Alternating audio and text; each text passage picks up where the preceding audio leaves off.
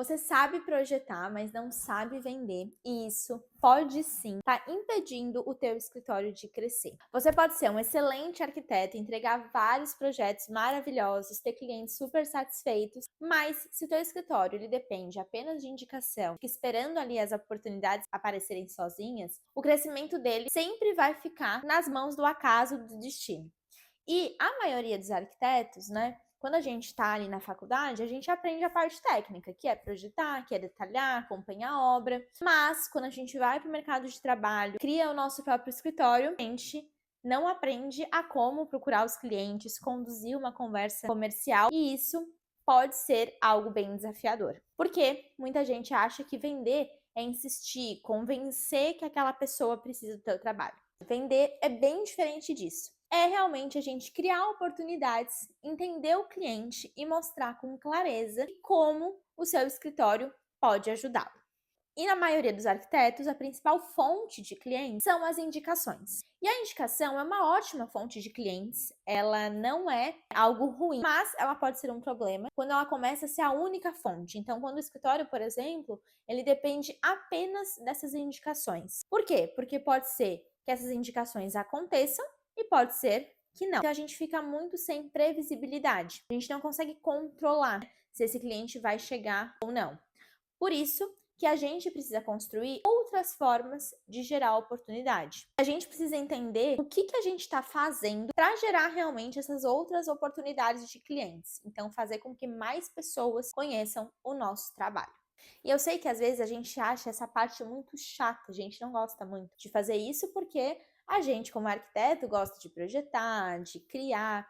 Então, às vezes a venda pode ser um pouco desconfortável. Mas a gente pode começar a pensar na venda também como se ele fosse ali realmente um briefing do cliente e esse entendimento mais assíduo do que ele precisa. Então, quando a gente faz as perguntas certas, quando a gente explica o processo com clareza, a gente está mostrando o valor do nosso trabalho e fica muito mais fácil conduzir essa decisão desse cliente. Então, não basta a gente só dominar o nosso serviço técnico, a gente precisa aprender a apresentar esse serviço de um jeito que encante o cliente e que faça com que ele valorize aquilo que ele está comprando. E aí entra a parte da gente precisar ir atrás das oportunidades. Então, quando a gente fala em ir atrás dos clientes, não é que a gente vai ficar aí mandando mensagens aleatórias, oferecendo projetos para todo mundo, nada disso. A gente vai tentar, na verdade, construir uma presença e um relacionamento com as pessoas, principalmente as pessoas que podem gerar oportunidades para o escritório.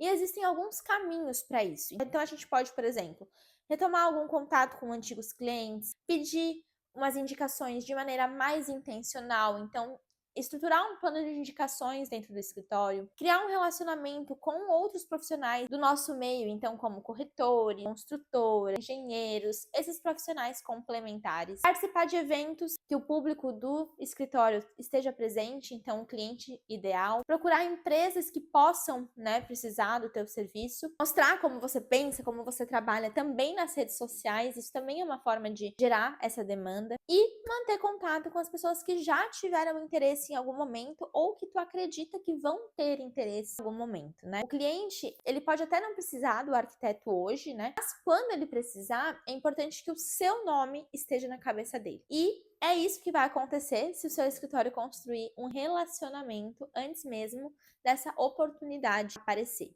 E quando a gente fala de ir atrás do cliente, a gente fala muito de prospecção ativa, a gente entende que às vezes isso pode ser um bloqueio, porque a gente tem a ideia de que a gente está passando uma imagem meio de desespero, sabe? Mas existe muita diferença em pedir trabalho e realmente iniciar uma conversa relevante que possa surgir aí um projeto no meio. Então, em vez, por exemplo, de a gente mandar, oi, tudo bem? Tô com a agenda aberta de projetos, né? Quer fazer um projeto? A gente pode se aproximar com um contexto. Então, a gente pode falar, por exemplo, com um corretor. A gente percebe que muitos clientes compram imóveis, mas têm dificuldade de visualizar o potencial do espaço, então eu queria entender se isso também aparece no teu atendimento, se a gente pode pensar juntos como a gente pode solucionar. Então a ideia não é realmente chegar apresentando uma proposta, é entender se existe uma necessidade real, entender o problema e entender como vai ser a solução sua ou em conjunto. E claro que quando a gente fala também, né, de captar os clientes, a gente escuta muito aqui nos nossos mentorados que o meu problema aqui no escritório é o marketing, né? Eu queria achar clientes pelo Instagram e produzir conteúdo, ele é super importante, mas não vai substituir um processo comercial bem estruturado. O Instagram, ele vai fazer a pessoa conhecer o seu escritório, acompanhar os projetos, vai fazer com que ele valide também, mas em algum momento você vai precisar conduzir essa pessoa até uma conversa. Então, isso pode acontecer, por exemplo, uma chamada clara para entrar em contato, né? Uma CTA bem estruturada, uma resposta no direct, convite ali para uma reunião se viu a necessidade, um acompanhamento depois de alguma interação, né? Ou às vezes uma retomada de contato com alguém que já pediu alguma informação ali, mas no fim não respondeu mais. Então, o marketing, a produção de conteúdo, gera muita atenção e interesse. Porém, é a nossa parte fazer com que a gente transforme esse interesse em venda realmente. E até porque pode ser que tenha várias pessoas ali te acompanhando por meses e ainda não te contratou.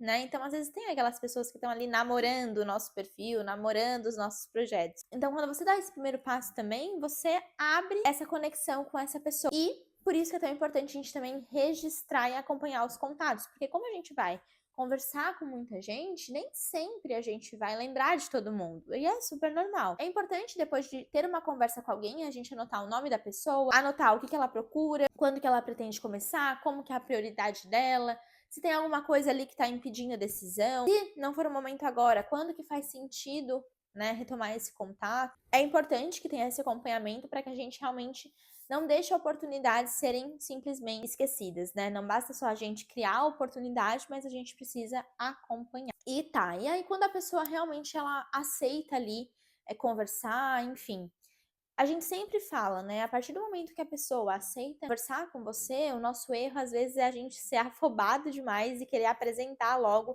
o PDF da proposta. Mas antes da gente apresentar isso, a gente precisa ouvir. A gente precisa entender do cliente também por que ele quer começar o projeto agora, o que ele deseja, né? Qual que é os seus sonhos, os seus medos, as suas preocupações. Se ele já teve experiência com outra obra, com outro arquiteto, se ele tem noção de prazos, né? Quais que são as prioridades dele e às vezes até o que ele espera, né? Quais as expectativas dele em relação ao projeto e ao escritório.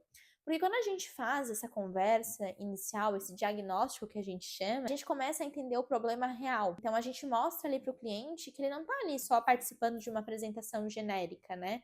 Ele está ali para ser ouvido, para ser escutado, para ser validado. E isso faz muita diferença. A nossa proposta, ela precisa responder aquilo que o cliente fala, né? Então, depois que a gente consegue ouvir tudo que ele tem para dizer, a gente consegue conectar tudo isso com a nossa proposta. Então, por exemplo, se ele tem medo de atrasos, a gente consegue mostrar na proposta, enfatizar mais como que o processo é organizado, né? Como que é a questão dos prazos, das decisões. Às vezes, se ele tem dificuldade para escolher alguma coisa, dá para te enfatizar mais, né, sobre as escolhas finais de projeto, como que funciona esse processo, como que o escritório pode auxiliar. Então, a tua proposta ela acaba deixando de ser uma lista ali de serviços, escopo e etapas, e ela começa a ser realmente algo mais personalizado, e principalmente na fala. Não que a gente precise ter o PDF, né, totalmente personalizado. O PDF ele sempre pode ser o mesmo, mas na tua fala tu consegue fazer essa personalização. E outra coisa também importante na questão da venda é saber apresentar o preço, porque às vezes a gente não tem muita segurança e ficamos desconfortáveis em falar, né, o valor. Então a gente já fez várias análises de reuniões aqui na Doppio e a gente vê arquitetos falando às vezes mais rápido, justificando o preço logo depois que falou.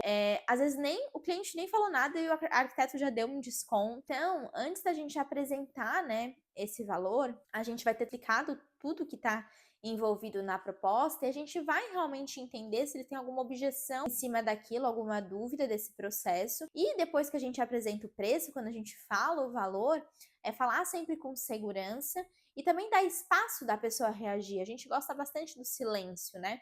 Não dá pra gente negociar contra nós mesmos antes de existir uma objeção.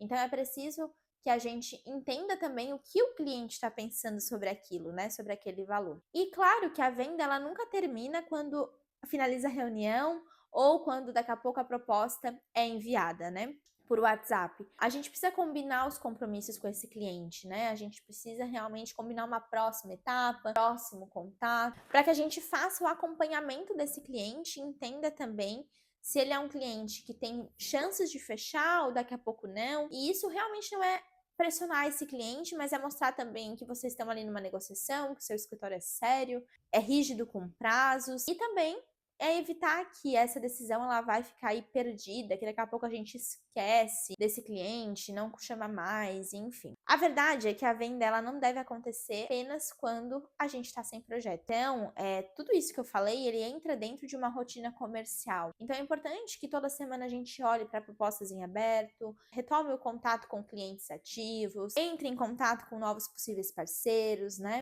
Chame as pessoas dentro ali do Instagram, atualize essas oportunidades. Então, quando o comercial ele só aparece nos momentos de desespero, a nossa venda vai ser apressada, vai ser desconfortável, vai parecer que a gente está precisando muito. Quando aquilo faz parte da nossa rotina, a gente começa a construir mais movimento, mais oportunidade, ter mais consistência. E para tudo isso funcionar, é importante que a gente olhe também para os números. Porque a gente sabe, hoje, tem meses que são melhores, meses que são piores. Então é importante a gente entender, né, de números, de métricas. Então, quantos novos contatos chegam, como que eles vieram, para a gente entender também se os nossos planos estão dando certo ou não, quantas reuniões foram realizadas, quantas propostas enviadas, enfim. Sem esses dados, a gente às vezes não consegue olhar para o que falta. Então, quando a gente tem os dados, a gente consegue visualizar se às vezes a nossa falta é na geração de demanda, se às vezes a nossa falta é na conversão, na reunião, ou daqui a pouco é na negociação. Saber projetar, sempre fazer você entregar um bom trabalho, mas saber vender é o que vai fazer o teu trabalho chegar nas pessoas certas.